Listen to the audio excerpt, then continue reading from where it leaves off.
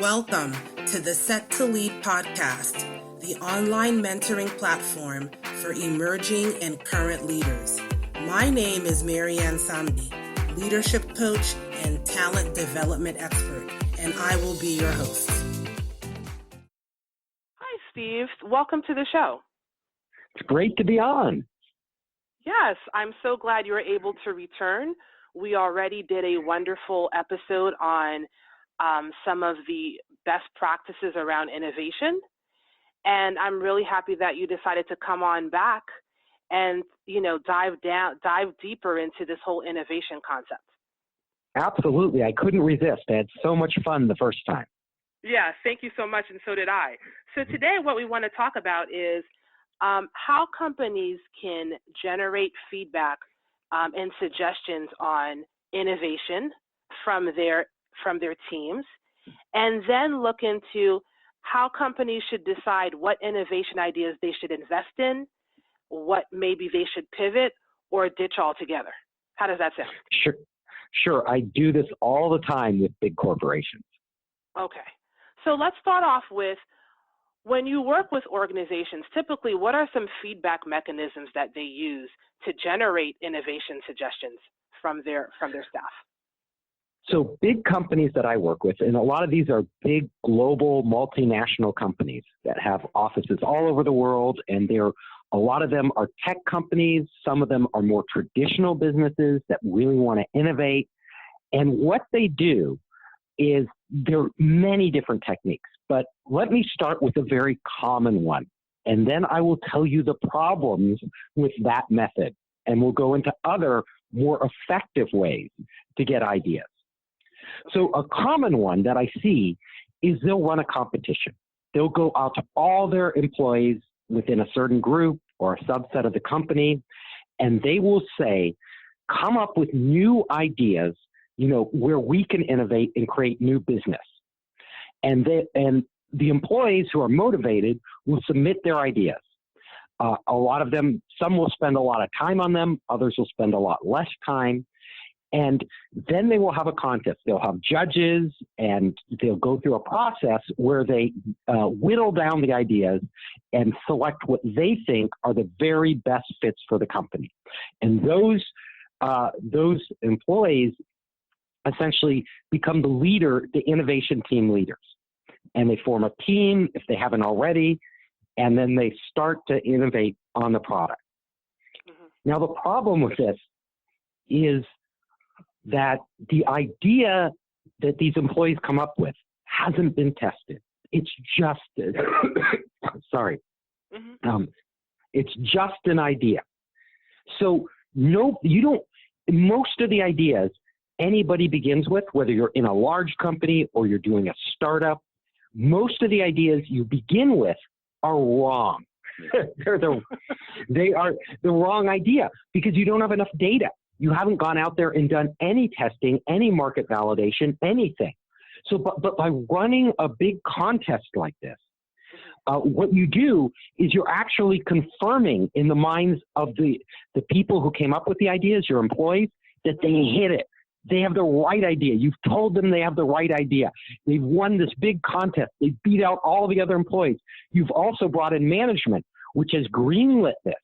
And the management has basically said, go for it. So they've gotten permission and validation in their mind that this is a great idea and that they should do it. Now, I come in usually after these contests have been held, and then I have to work with the teams and actually figure out if the idea really works, because that's my job. I work with hundreds of startups and big corporations all around the world, helping them innovate. So my job is to actually help them figure out whether this idea will really fly, whether it can become a real business, a big business inside this company. And in most of the cases, I'd say 80%, it's not true. Yeah, even 90%. Let's be honest. That's too bad. Yeah, it's really bad. I mean, and it's really, really hard because then you go back to the employee who won this big contest and they're like, yeah, but everybody told me this is great. I won the contest. I beat everybody out. My managers approved this. And the employee doesn't want to change. The managers don't want to change because they've approved. Everybody kind of put their reputation on the line, and nobody really wants to change, but the idea just doesn't work. Now, I know the process of innovation is about starting with an idea, and the idea should just be a direction you're heading. It shouldn't be the end result, because you have so much work to do to figure out if it's a real business. Coming up with the idea is the easy part. There's a gazillion ideas, and usually, or often I would say, the ideas that sound great when you pitch them to somebody, they have flaws that you don't see. They just sound great. You just can't see, you haven't gone far enough to actually really see where the obstacles are and where, the business model breaks down or the technology isn't quite there and all these different things. Okay. All right. So that's what you typically see. So what's the better way? Yeah. Okay. Let me tell you the better. There are many, many, many better ways than running a contest. Okay. Actually, running a contest is what everybody seems to be doing these days, and it's honestly the worst way to innovate. But it's fun. To get innovation. It's fun. I think they do it because it's fun. It's people get to collaborate. People get to engage with one another. Yeah, contests. Oh, you have a point. So contests are fun, and they also motivate people to submit ideas, and people love winning, and and it creates a structure. So I shouldn't diss contests too much. I mean, contests, there's a big rallying factor. It makes innovation throughout the company. It gets everybody thinking about innovating. So there are a lot of positive results to doing contests. The hard part is that, effective, unfortunately. No, the ideas coming out of the contest, what you have to do, this is what I suggest big companies do, and I do it if you read my book, Make Elephants Fly. It's kind of about the process of innovation. And what I suggest that companies do is they don't do a contest about ideas. If they want to do a contest, that's fine. Like you said, there are many great things about doing a contest and motivating employees to actually get into it. Do a contest on picking the best teams. Which employees can form the best teams? The teams can have an idea, but what you want to do is downplay the idea. Say the idea doesn't matter. In fact, we don't really want a specific idea. We want a direction or that you want to innovate in. Where do you think is a really interesting space to be innovating in? In what direction do you think you'll head, knowing that you will probably change that direction, either a little or totally, But the direction is your starting point. But what we're really going to evaluate on is not your initial ideas, but we will evaluate on the space you're going to innovate in to see if that's relevant to our core business and what we're doing as a company. And we will evaluate even more on what team who can you get together on your team, and why are you the right team? Because I'll tell you, the team will make it or break it in the end. It won't be the idea. And I know, I've sat with them for months and months and months, of these corporate innovation teams, working with them. Some teams, I can help them. They see the logic. They'll come to me. We'll prove it out that their original idea doesn't work, and they'll be, okay, what do we do next? And if the team is really good, they'll have a lot of other ideas, and they'll take a lot of the knowledge, and they'll just keep iterating on it until they nail it. And then other teams will just drop the ball. So what you want is what I call developing innovation teams and sending them on an exploration to figure out what is the right idea. Okay, so I see the rationale behind that, right? So we've been going ahead of ourselves, right? So you're saying take a step back, think about the space that's worthy, that needs to be innovated first, a space that's relevant to our business and our goals. Innovate and think about the team that should be exploring some of the innovations that should be happening in this space. Now, once you've done that, what about the actual ideas that resonate with this space?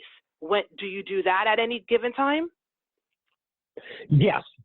So once you pick direction you're headed, so you might say, we're innovating on cars, we're going to innovate on the dashboard, we're going to look at holographic technology, we're going to look at overlays on the windshield, all sorts of different things. That is where we're interested in. We got the best team. So we got this guy who has this expertise. He's been playing around with holograms. We have this person who's, really good at this and blah, blah, blah, blah, blah. We are the team to do it. This is our background. This is why we're so into this. And this is why we're the right team. That team wins. Now comes the hard part. You have the great team, but they have to start to go through a process of generating lots of different possibilities. Right. So if we go we have this idea. So what you want in a great innovation team is a team where everybody is open to everybody else's ideas. So nobody is saying, oh, that idea sucks, it'll never work, because you don't know. Right. A lot of things you think won't work at the beginning, you just haven't thought about them enough. You haven't figured them out. So if you just kill it right away, you don't know it won't work. And a lot of ideas that won't work actually lead to something that is really interesting and will work in the future. So teams that really are open to each other's ideas, where everybody is contributing. And then what you start to do is you start to, as a team, decide, well, let's try this. Can we prove that this idea that you have, Mary Ann, won't work? How can we, or will work? What evidence do we need? What are our big assumptions that we have when we're looking at this idea that we need to figure out?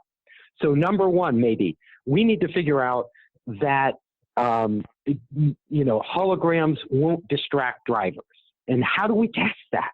How can we do an experiment with that with very little money? Now, this is a key. So you come up with lots of different ideas, and then you start to think about what are the things that will break these ideas? What is one thing that will prove to you that this idea just won't work? And then we want to devise a test. And if it passes that test, then we come up with another thing and another thing to test and another thing. And if the idea hits a wall at any point, it just doesn't work because of one of the things we wanted to test doesn't work. Like the components are too expensive. These will never work in a car. People won't want to pay for it, whatever it is. Then at that point, you start coming up with more ideas. Well, where can we go from here? What are other ideas? What are other solutions? What are other technologies that we can use? What are other things we can do on the dashboard, if that was your starting point? So, Steve, you mentioned a couple of things here that I wrote down. One, you said you want to test with very little money, and I sort of kind of smirked over here. How, especially with bigger corporations, and I know you don't just hone in on tech companies, but let's say in the case of a tech company, I don't see how this testing could take very little money. Do you? It's surprising. It is surprising. So I, was recently working with a very large, they have hundreds of thousands of employees, right? They're a very large organization. And we were going through a 3-month process with their innovation team. And at the end of the process, all of us came to the conclusion, the teams as well as the managers who are running the innovation program, very smart people, that we had given the teams too much money. They were actually trying to figure out ways to spend this money because the process we took them through didn't require that. Most of these teams, at the beginning, when you're coming up with the idea, we're talking the initial phase, not the phase where you actually validated it and you're building it out. At the initial phase, I'm telling these teams, don't build anything. Don't build anything. They're like, what? Or build very, very little. What we need to do is, in most cases, is we need to get them out in front of the customer. We need to get them talking to their customers and actually coming to their customers with very crude prototypes The prototypes can be videos. Like for one of the groups, it was a video of how it would work. Now, the video really didn't cost that much money, $10,000. These teams were given a lot of money. They can do surveys. The surveys that like another team we sent into retail stores where they were buying similar products. And we had asked the salespeople in the stores as well as the customers, showing them mock-ups of the new type of competing product we wanted. That didn't cost a lot of money.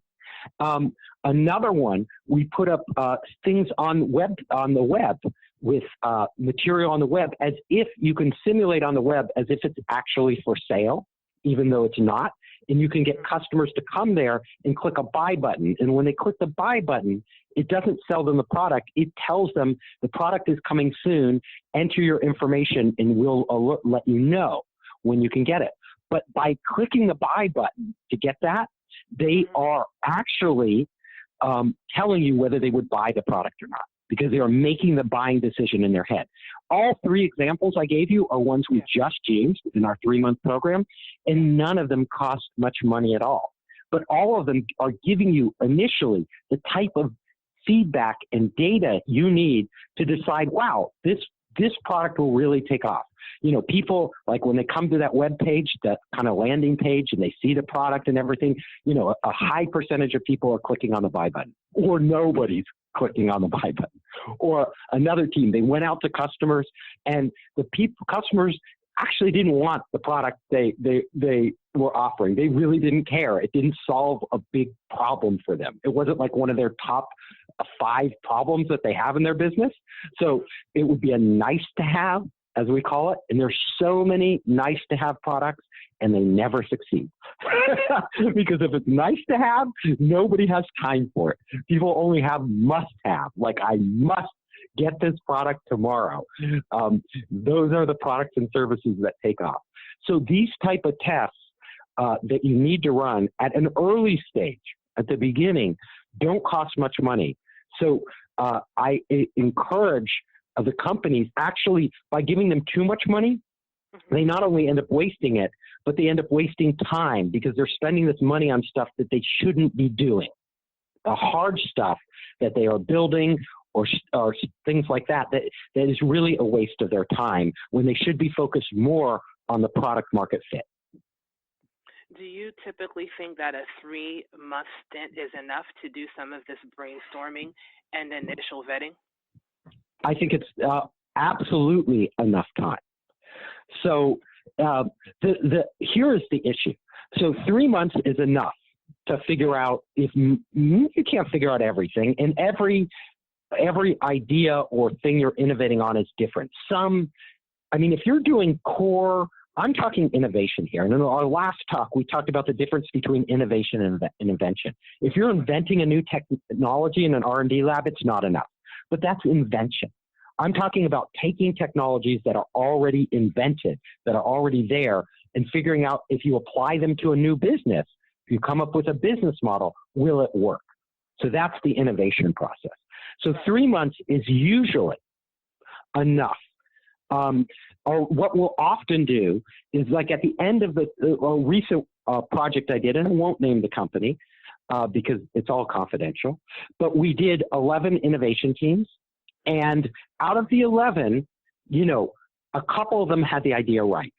The rest had, the direction right, but not the idea. So we needed some had to do a total pivot or a restart.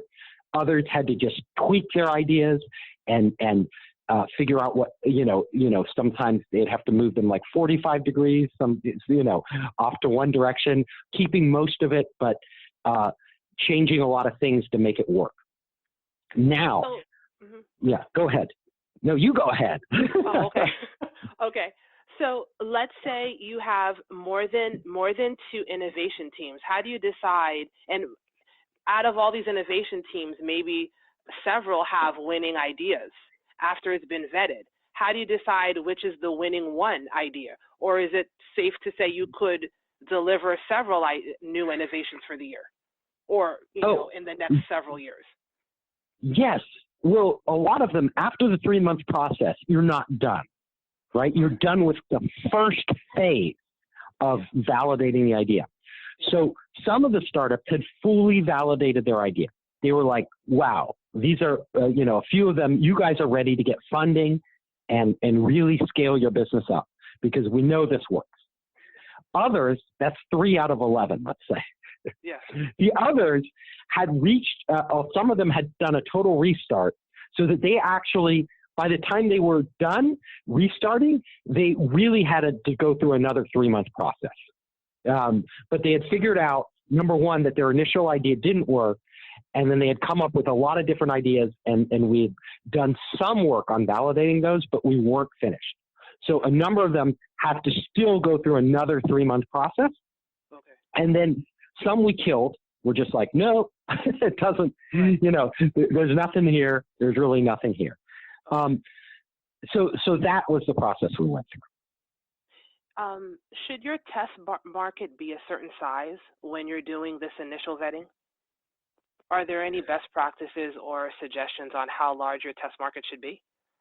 Okay, so when you are going out to customers and stuff, the more customers you engage or users you engage, if you have an online application, the more you engage, the better your data. So if you only engage, if you're selling B2B and you only go out and get a few customers that you talk to, well, there's a high probability of error. Right. So I'm always pushing them and pushing hard for them to go out to lots of customers. I'm like, I don't want you to just talk to these 2 companies. And in fact, if your whole business is reliant on just a couple customers, if you're only telling me you can find a couple customers, then it's very hard to do a big scalable business. The best big scalable businesses are when you have lots of customers, because then you can, if you only have a few customers and they don't like what you have, you're dead. You're dead in the water. Right. And also, they have a lot of leverage over you, because if they don't want to pay what you need to pay, you're out of business again. The business is dead because you only have a few customers, and they can just say, well, we want to pay less. And you're like, well, I guess we have to lower our profit margins, until it becomes not that profitable. So the more, I like it when they target markets with lots and lots of customers out there, who hopefully can pay lots of money over a long period of time. That's what I like. So, because those are the businesses, like if one customer doesn't want to pay, okay, come back to us later. If you're not going to pay our profit margin, we don't need you. So in those type of businesses, I want them to go up to lots. I'm like, hit 50 customers. Like, let's get to 50. Like, we're not getting really meaningful data under less than that. And when I say 50, if it's a B2B, I want you face to face with them. I don't want a survey or stuff like that. Anybody can put anything on a survey. I want you to be face to face with them. I want you to videotape those interviews. I want to analyze what people are really saying to you, not what you want to hear them say to you, things like that. Wow, so a robust process. Yes. Well, this is really interesting. I think this is great. If those that are our listeners who are listening today, if they want to get a little bit more information on how to get suggestions and start vetting their innovations in an effective, meaningful way, how can they get more information from you? Oh, they can reach me. So I am the CEO of Founderspace, and they can go to founderspace.com. I'm also the author of the book, Make Elephants Fly, and they can go to makeelephantsfly.com. Either way, you can contact me. I'm there on both of those websites. Sounds awesome. Thank you so much for being with us again today, Steve. My pleasure. I loved it. Thank you.